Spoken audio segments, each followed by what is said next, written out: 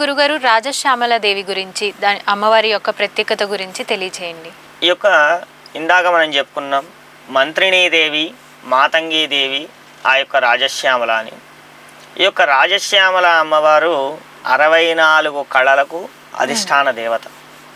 ఈ 64 కళలకు అధిష్టాన దేవత ఆ యొక్క ఆదిపరాశక్తి నిర్ణయించింది. మీరు ఈ భూమి మీద ఏ విధమైనటువంటి రంగాన్ని ఎంచుకున్నా మానవుడు బతకాలంటే తన చేతిలో ఒక కళ ఉండాలి. కళ మీన్స్ ఆర్ట్. ఏ ఆర్ట్ లేకుండా మనం జీవించడం దాదాపుగా అసాధ్యమే. అటువంటి అసాధ్యాన్ని సైతం సుసాధ్యం చేసి కళాప్రపూర్ణుడిగా మార్చేటువంటి కళామ తల్లియే ఈ యొక్క రాజశ్యామల. ముఖ్యంగా రాజశ్యామల అమ్మవారి యొక్క ఆరాధన చేసే వాళ్ళకు కలిగేటువంటి మొట్టమొదటి లాభం ఏమిటి అనంటే మానసికమైనటువంటి ఆనందము, ఉల్లాసం. ఈ యొక్క రాజశ్యామల అమ్మవారిని ఉపాసన చేయడం వల్ల రాజ్య లాభం కలుగుతుంది అనేటువంటిది లోకంలో ఉండేటువంటి నానుడి. కానీ వాస్తవానికి అది పూర్తి స్థాయి నిజం కాదు. 84 లక్షల కోట్ల జీవరాశుల్లో కేవలం మానవుడికి మాత్రమే ఆలోచించే జ్ఞానము, మాట్లాడే శక్తి, ఇవి రెండూ ఉన్నాయి.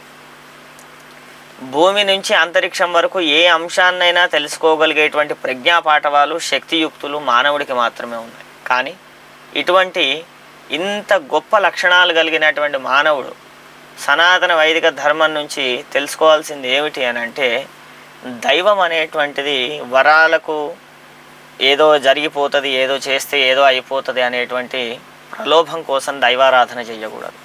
కృతజ్ఞతాభావంతో, కర్తాభావనతోని, కృతజ్ఞతాభావంతో మాత్రమే దైవారాధన చేయాలి. కర్తాభావంతో మనం ఎప్పుడు కూడా దైవారాధన చేయకూడదు. అతి ప్రధానమైనట్టు ఇంకొక అంశం ఏమిటి అంటే, రాజశ్యామల అమ్మవారి యొక్క ఆరాధన చేయడం అనేటువంటిది రాజ్యకాంక్ష కోసమో రాజ్య ప్రీతి కోసమో కాదు. దేశం సుభిక్షంగా ఉండడం కోసం మాత్రమే రాజశ్యామల యాగం చేస్తాం. మనం ఉండేటువంటి ప్రాంతం, మన పరివారం, మన శత్రువులు, మన మిత్రులు, మంచివాళ్ళు, చెడ్డవాళ్ళు, వీళ్ళందరూ కూడా ప్రశాంతంగా జీవించేటువంటి ప్రాకృతిక వాతావరణం ఉండడమే రాజశ్యామలాదేవి మనకు అనుగ్రహించేటువంటి అతి గొప్ప వరము.